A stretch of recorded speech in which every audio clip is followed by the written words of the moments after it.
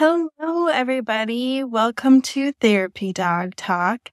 My name is Sherry. My pups' names are Sunny and Riley, and each week we talk with different therapy dog teams and researchers around the world about the impact that they're making in their area. If you're just getting started or you're not sure where to get started, we have a free guide for you that you can find at freeguide.therapydogtalk.com. And we also have a community you can join at community.therapydogtalk.com. I am really excited to have Nicole Selby join us today, and I see her in the room, so we'll get her in here. Hi. Hello. How are you? I'm good. How are you? I'm good. So, Nicole, for those who don't know you, would you like to introduce yourself and your pup? Absolutely. My name is Nicole Selby. I am a wearer of many hats. So I have been involved with therapy dogs since I got my very own first dog of my own that was not my family's dog. That was when I was a teenager, and I had trained him to be a search and rescue dog and then was looking for something else to do with him as well as that. And I found therapy dog work and we just fell in love with it. So I got started in that about 25-ish years ago, giving away my age a little bit. But I absolutely loved it. And over the years, I've had several dogs of my own that I have joined into that therapy dog work with and just seen the most amazing things happening with that. When I pursued a career, I got into the paramedic industry and I absolutely love it. I've been a paramedic now for the last 24 years and I still love it. I still enjoy it. It's the best job out there. You have to be the right person for it, but I love it.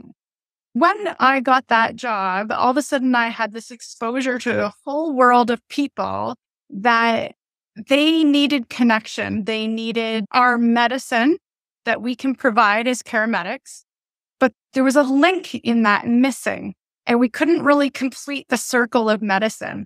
As you know, through your dealings with all your community in the therapy dog work, there is a mental health component and a social connection and a whole world of neurological and psychological connections that happen when we bring in an animal into that setting. And so for me, trying to figure out how we could bring those two things together was something that has been a passion of mine for a really long time. We found a way to do that with the startup of Community Paramedicine, because putting a dog on an ambulance and having them be subjected to all the weird and wonderful and crazy things that we do as paramedics is not really ideal. It's not really fair to the dog. We don't have a way of protecting them well from all the safety hazards that we are exposed to. Humans can use PPE, personal protective equipment. It's very hard to do that with a dog effectively and not have them look like a space alien and have zero connection with the human that they're trying to now work with. So that was another thing that I was really excited to be able to figure out how to get that started. And then over the years, I've always worked with specially abled people and neurodiverse people. And I absolutely love working with people who are unique and have these really amazing ways of viewing the world and experiencing the world. One of my really fun things working with dogs and that community is that dogs are so pure. They're so focused on the person inside and they don't see any of those differences. And it is the most wholesome and heartwarming thing. And I love it. I got started working with kids as I was growing up in all different formats and finding a way to combine that with animal-assisted learning. We started my organization, Pages, Pens, and Paws, which is a children's literacy foundation, and it's specifically working with the animal-assisted connections and literacy learning. And it is the most fun thing ever. Yeah, so that's a little about me in a nutshell. There's lots more. Sure, we don't have time to cover all of it. So I'll let you take the reins back and tell me what you want to know. Yeah. Well, I think there's one hat you missed in there, which is how I came to know of you, which is that you're also an author. Yes, I kind of fell into that one. therapy dog work really took a hit during COVID because everything was so socially restricted and physically restricted that finding a way to connect with people really became important. And I knew that we had all these amazing stories of things that had happened with the therapy dog teams over the years. And I really wanted to put those into a story format. Had no idea how to do it. Hadn't written a book before. And suddenly one day I come into contact with a couple of ladies that had written books, had some experience, and I mentioned my idea that I'd love to make these stories. How do I do it? How do I get started? And they put me in touch with a very special publisher, Pandemonium Publishing, who is just the most amazing company to work with. And they recognized the vision. They recognized what these stories were for, which was to talk about what therapy dog work is, how it happens, how it works, how it benefits people, and the special things that are happening, but in the perspective that a child can understand it. So it was really, really exciting and fun to begin that process with Pandemonium. And now the first 2 books in the series are out, and we use those in our Pages, Pens, and Paws programming, as well as a whole host of literacy content that my team of professionals helps us create. And we bring that to the schools and libraries and anywhere that we're hosting one of these events. Well, that's very cool. I know when I collaborated with Katie Barron on a list of books to share as therapy dog teams, Moxie Makes a Difference, one of your books, was one of her recommendations. Yeah. I think how we first got connected. Yeah, it's a small world out there, amazingly. Yeah. Neil says he made a movie over COVID about his therapy dog. He wrote a book. He loves your passion. Don't just do pet therapy, you live it. So. Absolutely do. It's literally infiltrated every aspect of my life, which is complicated and fun and amazing all at once. Luckily, I'm well used to multitask and can handle all these different directions that I have to go and plan for and operate under it all at any given time. I love it. Nicole, do you have a dog of your own these days? I do have a dog of my own. Her name is Mika. She's a 7-year-old Weimaraner, and she is an amazing dog. She had an unfortunate past where we were out walking, just a regular walk around town, and we had a loose dog come and attacked her from behind. So she never saw it coming. And the dog just came and grabbed onto her. So unfortunately, she's left with a lot of anxiety, and we call her our PTSD dog. It took us a long time to get her comfortable just to go for a walk again.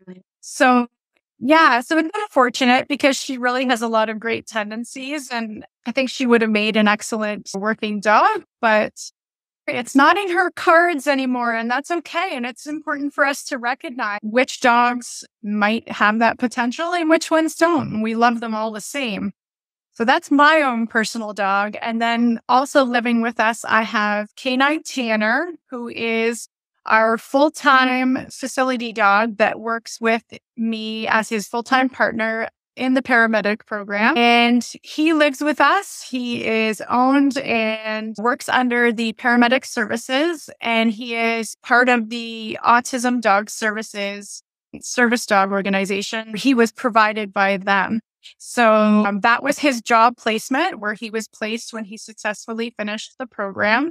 And he has just been an excellent addition to where we started with the paramedics on a pilot project with 3 dogs from the community, which kudos to those dogs who came from the community because they were just living their life. And then all of a sudden they got tried out for this brand new program, and they absolutely have excelled. So a lot of training and time went into that to make sure that they were ready for the job. But Tanner was purpose-bred and built to be a working dog, and he has absolutely excelled at the asks that we've given him in this role. I have very privileged to work with a lot of really fantastic, fabulous dogs over all the years and currently now as well. Yeah, and I know you alluded to it, but for those who aren't familiar, can you explain the difference between a facility dog and a therapy dog?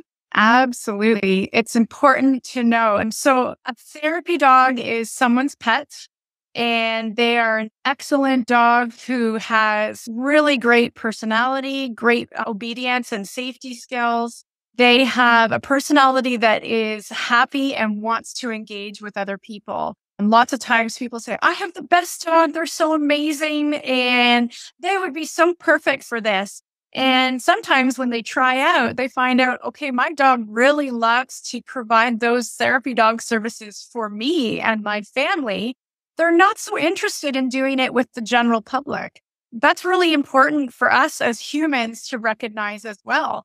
Those dogs are amazing and they do such great work. And our therapy dog team that we work with here, kudos to them because they put in so much time and hours and they're driving themselves with their own gas money to get to all these places that they're visiting.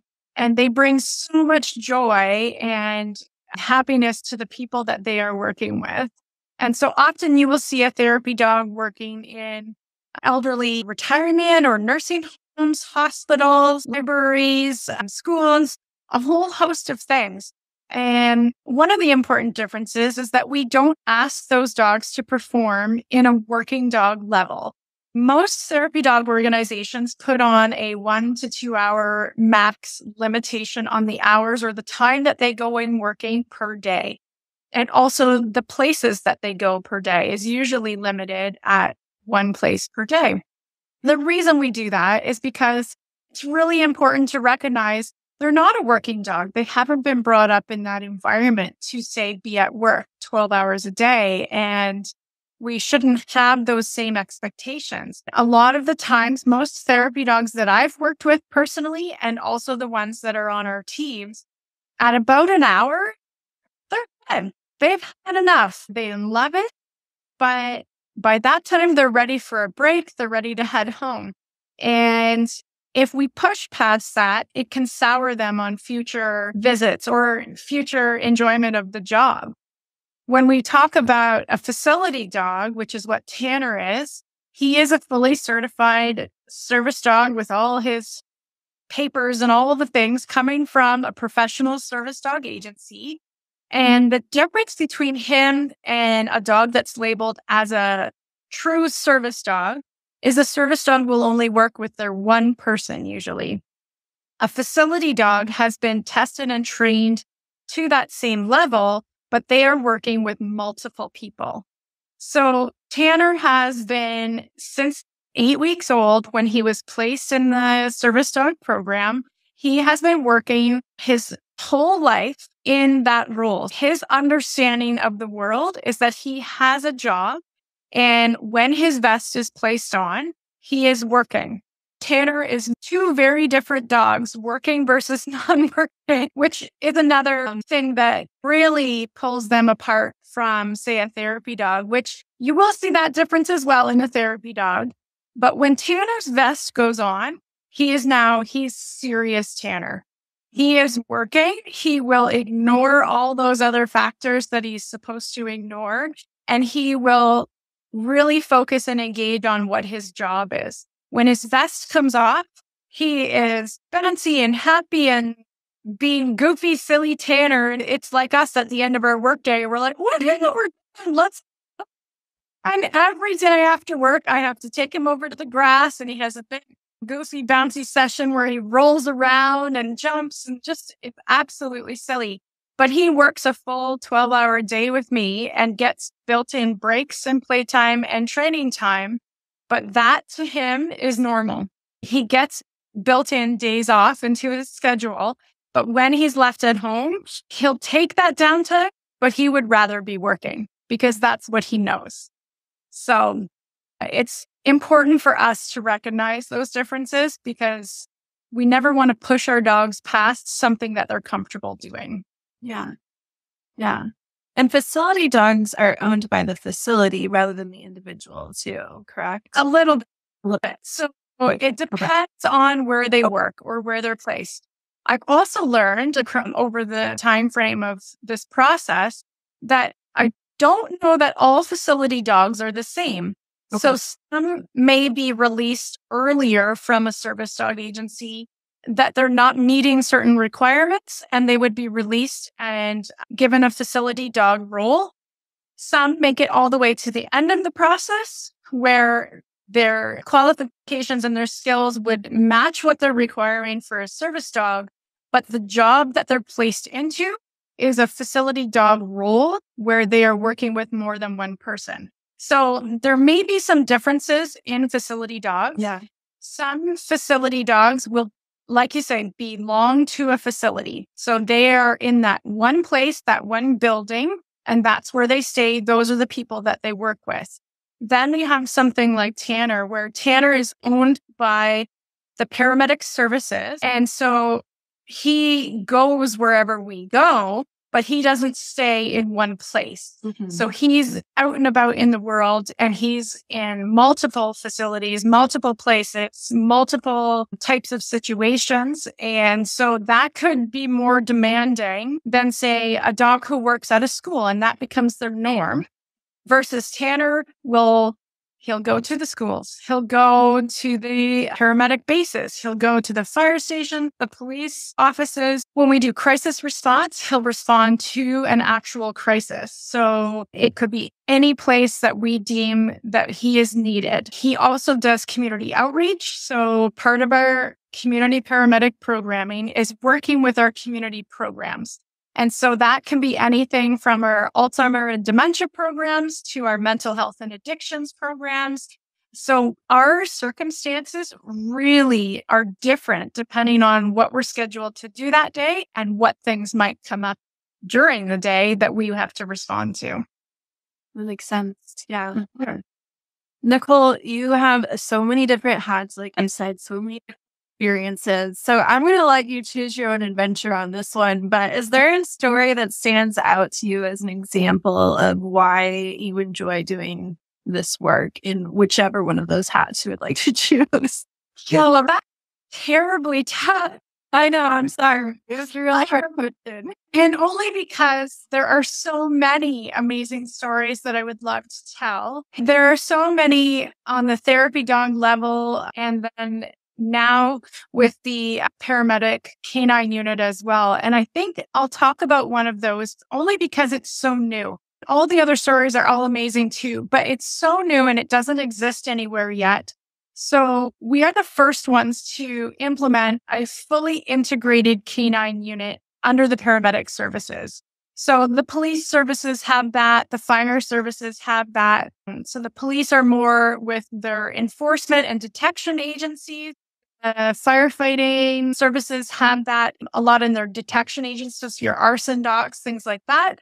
With paramedics, this has never existed. So we have seen things like station dogs or support dogs for the staff, but we've never seen a forward-facing canine unit that actually works with the public and with the patients and the programs that we have in place already. It's really exciting because it is a new tool, a new thing that we can use in modern medicine to actually help our medicine work better. That's really exciting because advancements in medicine are very slow to take place. If I can give you an example, when insulin was first discovered and proven to work, it took 10 years for it to be put into the mainstream medical community. That means a family doctor would not be prescribing insulin until 10 years after it had actually been proven to work. So when we talk about advancements in the medical community, it's really exciting to find a new one that works, that is full in its theories and applications. It's complicated in its logistics to get it up and running and working, but the application of it is somewhat simple. And how that works is through the interaction with a dog, you suddenly change the neurological responses that are happening, the chemical responses that are happening in your body, and your new pathways are being opened and changed that allow your body to accept medical intervention in different ways. So for instance, we have a patient that we work with who has had a combination of stroke history and dementia history. Through that, the staff and family were unable to reach this person. They couldn't get to them, meaning that everything that they would try to do to bring this person out of being locked inside their head, they couldn't get any response. They would try physical therapy to get their body up and moving. And again, no response. And so this becomes a person that you would see in a nursing home that is locked in. We don't want that to happen because that's a terrible state to be living in. We want you to experience life to the fullest at whatever stage you're in. So when we started working with this person, the staff and family were not expecting a whole lot because everything else they had tried had zero response. We came and we approached this person, and unbelievably, the person sat up in their wheelchair. They reached for the dog and they started petting the dog. So now all of a sudden we have a fantastic physical response that they've been unable to get working prior to this. Whether that's because the neurological connections are not happening or because mental motivation was not there for that, a task that was motivating enough to get that person to break through the difficulty, doesn't matter, it's working. The same person made direct eye contact with me and started speaking in logical sentences that I could understand and was verbally clear, which is another huge thing because we can attempt to make verbal connections, but it might not come out right. It might come out garbled or slurred, things like that. So for it to come out clearly, talking was a big deal. And then the third part of that was they started to ask me purposeful questions about the dog. So not only are we physically engaged, we're mentally engaged, and now we're neurologically processing and interacting in a back and forth manner, which is a massive change and something this family and the staff had not seen at any point, and they had not been able to achieve that.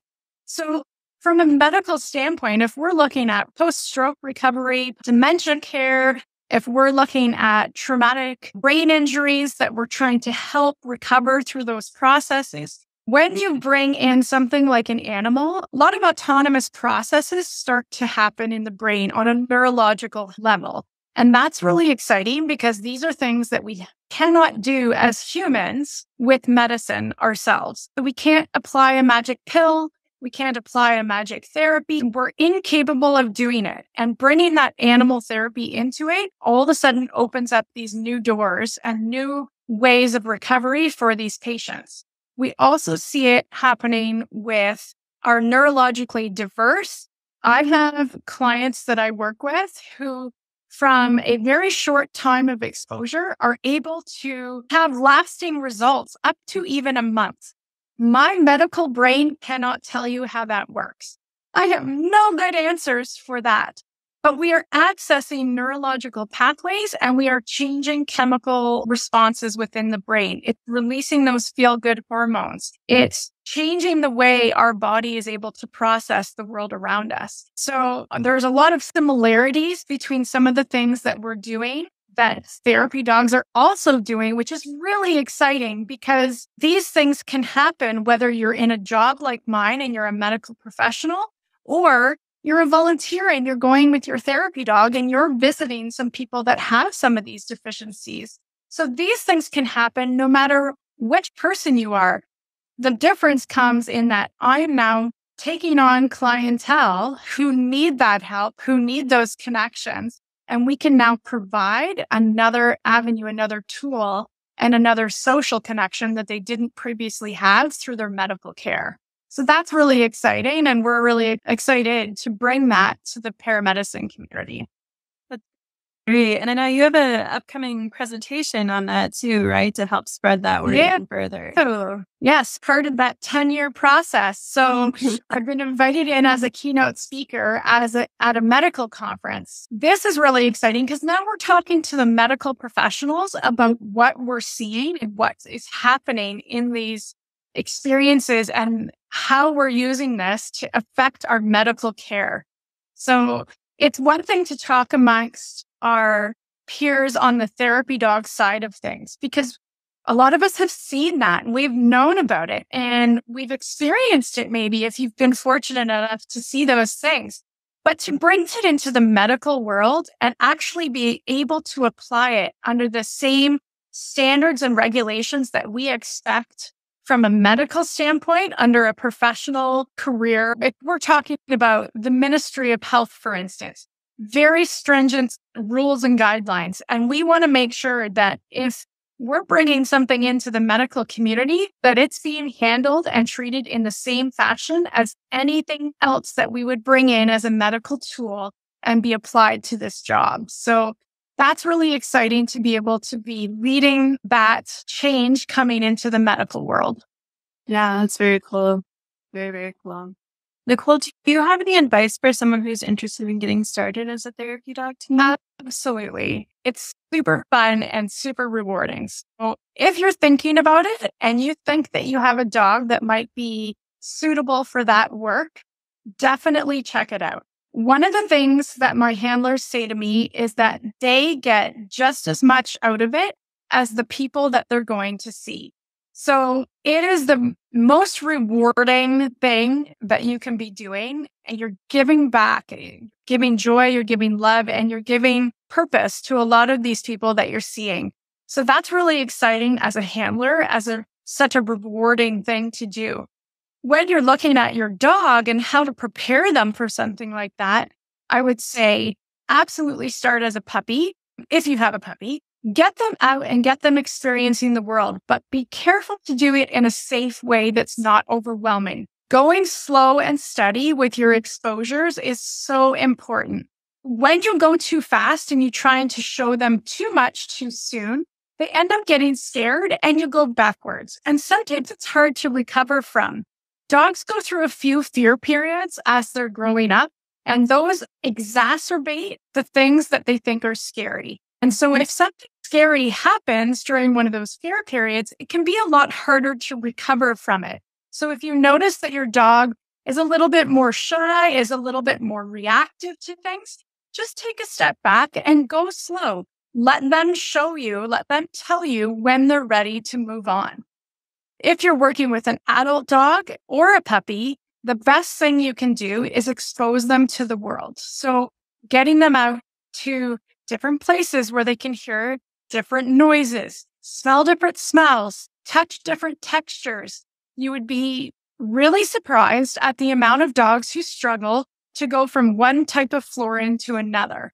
So asking them to come across different flooring types, different textures out and about, those are all really important things.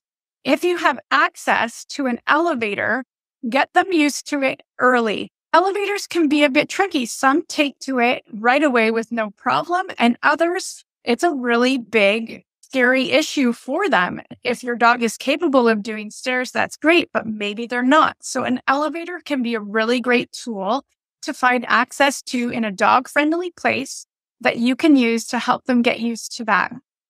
The other thing I really like to teach my handlers is to not allow their dogs to just always go up to people without a command, because some people are intimidated. Some people have allergies. Some people really love dogs, but they just want to watch them. They don't want to touch them. So it's important to recognize that not everybody has the same wants and interests. So I like to teach my dogs a visit of go say hi or go visit. And if you use a word that sort of naturally flows into the conversation, it doesn't seem so awkward and weird. So I like the go say hi or go visit also works. It depends on the situation. And that's a really nice one because they will stand at your side and wait until you say go say. And then they know, okay, that's it. I've been given the command to jump in and go say hello. Another one is always teach your dog. If you're going to allow your dog to receive treats, always teach your dog to take it on an open, flat hand. This is what I mean by open, flat, and not this. People instinctively want to give your dog a treat this way, and this is too hard for teeth to just kind of take a little extra nibble. Some dogs are incredibly gentle. Some start off gentle and then they get a little excited and it's just a little too nibbly. So always teach your dog to wait for an open hand. What else can I tell you? There's so much. I also like to teach my dogs some sort of command of yes to engage and also to hold. Sometimes if there's a lot happening and I want my dog to ignore the action for a minute. Picture we're in a classroom, we're surrounded by kindergartners, and we're doing a reading class. I know that this is a really busy environment and a really challenging environment. So I don't want my dog wiggling to go say hi to each of those children without me giving that command to go visit each of those children. So when I ask them to hold or to stay, I want them to hold in that position. Lots of times that means I want you to hold and I want you to stay focused on me. And I don't want you swinging to look at other people that you're around. A lot of that is really just a safety thing. So if I can see it's getting a little intense and I'm going to give the teacher a minute to bring those kids and rein them back in, I'm going to ask that dog to hold and look at me so that I can make sure that their focus is on me and not getting distracted by what's happening around them. I also like to do with kids especially is when we go into a large kid environment, and again, a classroom is a great example. I don't like to let the kids rush the dog. It can be very overwhelming for them. And what I like to do is have the dog come in, have the kids all sitting in a circle. And I like to ask them to stay still and let the dog come to say hello. Before I even go into that circle, I will ask if there's any kids who don't want to say hi to the dog. It gives them an opportunity to take a step back out of the circle so that they can still watch and feel included, but also not feel intimidated as the dog comes around the circle to say hello. So that I find really, really effective. And it keeps some of those kids who are a little bit not so sure, or maybe they had a bad experience in past, it allows them to not have it all at once. And they can sort of judge for themselves how to approach that, whether they feel that dog is calm enough, soft enough, whatever it may be, that they're not intimidated and can join back in the circle on their own. I like that you framed that. Just ask them if they don't want to say hi. Like there's so many reasons why they might not want to say hi, but they don't have to identify them. They can just be able to learn a really healthy example of consent. If you don't want to say hi to the dog, you don't have to. It's okay. Right. Exactly. I guess the last one I would say is a pause up command. And you have to be really careful for this. So this, you really need to know your dog. So if your dog can handle a gentle pause up to a surface, not to a lap, not to a part of a person. For instance, sometimes I will use a pause up command for a dog that somebody's having a little bit of difficulty reaching. So maybe they're in a wheelchair, maybe they're in a hospital bed.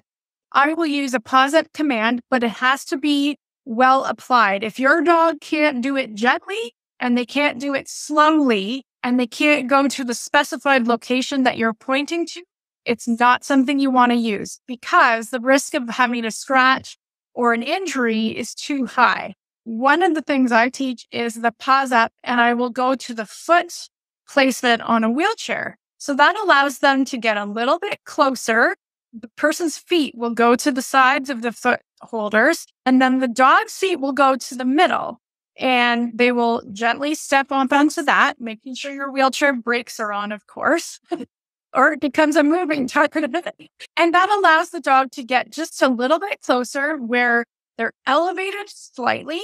And also now their chest is kind of at that person's knees and their head is now able to go to the person's lap. So it's a safe and gentle way of getting a little bit closer because sometimes you may not be able to get to the side, or sometimes they can't move to the side, or sometimes they can't see to the side. So knowing your dog's strengths and weaknesses is really important. And also the people that you're working with, find a way to help them have the best experience that they can with your dog when you're visiting. Definitely. Thank you for that. Bubble Stone Sky loved your story you shared, by the way. And Snow said that you're just full of really good advice. I could go on for days. I bet you could. And I would love to hear it. Where can people find you and Tanner if they want to follow your journey or the work that you're doing? Absolutely. So my personal Instagram that Tanner and I work off of is K9, K, the letter K, and then the number 9.medic.cp. So it stands for K9 Medic and Community Paramedicine. So that's where I post most of my stuff that we're up to with Tanner. I also have another dog that I get to work with who's also equally amazing, and his name is Ruger. So I'm really fortunate to have two awesome dogs to work with, and that's where you can find us. My literacy organization is under pages.pens.paws. And so those are the two places that you can best find me. Awesome. Well, thank you so much, Nicole. I really appreciate you taking the time today. Absolutely. I thoroughly enjoyed it. I'd love to meet up another time. All right. Sounds good. Have a great day. Take care. Bye-bye. Bye.